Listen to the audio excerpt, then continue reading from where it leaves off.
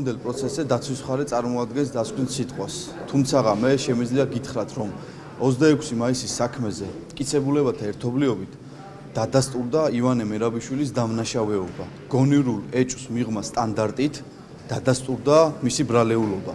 26 მაისის საქმეზე 1000-მდე მომიტინგე, რომლებიც სასტიკად იქნენ დარბეული, ასობით დაზარალებული. იმ ფონზე, როდესაც დადასტურებულია ბრალდებულის დამნაშავეობა, რა თქმა უნდა, ელოდებიან გამამტყუნებელ განაჩენს. ასეთივე მოლოდინი აქვს ბრალდების მხარეს, ვინაიდან ვიმეორებ. გონივრულ ეჭვს მიღმა სტანდარტით 26 მაისის საქმეზე დადასტურდა ივანე მერაბიშვილის ბრალეულობა. დღევანდელ პროცესზე დაცვის მხარე წარადგენს დასკვნით სიტყვას.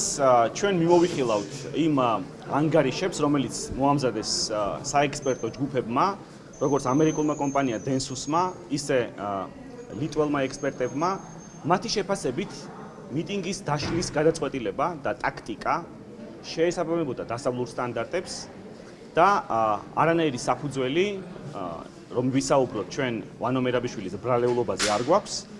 ჩვენ ამავე დროს სასამართლოს წარუდგენთ მტკიცებულებებს, რომელიც ადასტურებს, რომ აქციის ორგანიზატორებს ჰქონდათ ძალადობრივი მოწოდებები, მათ ჰქონდათ აღლუმის ჩაშლის მცდელობა, მათ ჰქონდათ მოწოდებები, რომ გაეწიათ ხელკეტიან აქციის მონაწილეებს საკმაოდ დიდ რაოდენობას პოლიციისთვის წინააღმდეგობა და ბუნებრივია.